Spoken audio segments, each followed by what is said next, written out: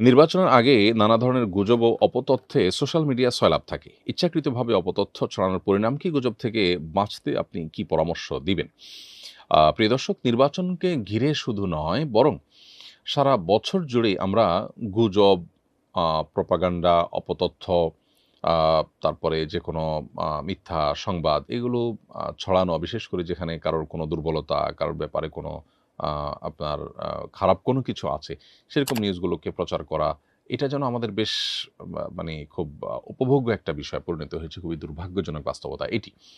একজন ঈমানদার তিনি কখনো কোনো বিষয়ে প্রচার করতে পারেন না বা বিশ্বাস করতে পারেন না, যতক্ষণ পর্যন্ত সেটি তার কাছে সুস্পষ্ট প্রমাণ তার পক্ষে না থাকবে বা তার কাছে একেবারে ক্লিয়ার হয়ে না যাবে। বিশেষ করে যখন সেটার সাথে কোনো ব্যক্তির সম্মান, মর্যাদা জড়িয়ে আছে, কোনো সংগঠন, কোনো প্রতিষ্ঠানের সম্মান জড়িয়ে আছে। আমরা আজকাল সোশ্যাল মিডিয়াতে কিছু পেলেই সেটাকে বিশ্বাস করি বা ছড়াছড়ি করা শুরু করে দিই। কোরআনে কারিমে আল্লাহ তাআলা সূরা হুজুরাতে আমাদেরকে পরিষ্কারভাবে বলেছেন, ইয়া আইয়ুহাল্লাযীনা আমানু ইন জাআকুম ফাসিকুম বিনাবাইন ফাতাবায়ানু। কোনো ফাসিক যার মধ্যে আল্লাহর ভয় নাই, সে যদি কোনো সংবাদ নিয়ে আসে, তোমরা চেক করো, তোমরা যাচাই করো। যদি যাচাই না করো তাহলে সেটি প্রচার করতে গিয়ে তুমি লজ্জায় পড়তে হবে।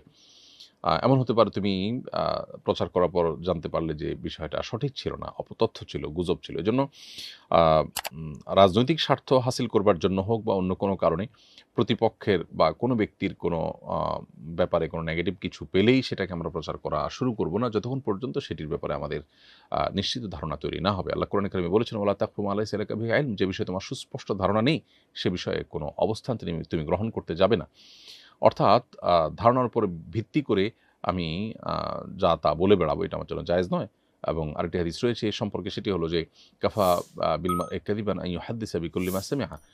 যা শুনলাম সেটাই প্রচার করা শুরু করে দিলাম। একজন মানুষের মিথ্যাবাদী হওয়ার জন্য এটা যথেষ্ট। অতএব অ্যাজ এ মুসলমান এটি আমরা করতে পারি না। কিন্তু দুর্ভাগ্যজনকভাবে আমরা অনেকে নামাজ কালাম পড়ি, কিন্তু এ ধরনের মিথ্যা বিষয়কে অনেক সময় মিথ্যা জেনেও আমরা প্রচার করি এবং সেটাকে আমরা এনজয় করি।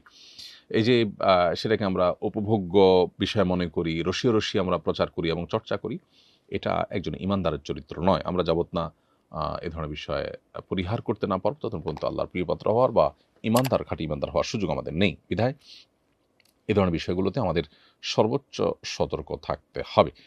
নির্বাচন অথবা ভোটের রাজনীতি অথবা রাজনৈতিক স্বার্থ হাসিলের জন্য প্রতিপক্ষ যদি ফাসিকও হয়, ইসলাম বিমুখ হয়, এমনকি যদি অমুসলিমও হয়, তাহলেও তার অথবা সেই প্রতিষ্ঠানের নামে গুজব ছড়ানো, ইচ্ছাকৃত গুজব তৈরি করা, এটা কোনো অবস্থাতে আমাদেরকে ইসলাম অ্যালাউ করে না।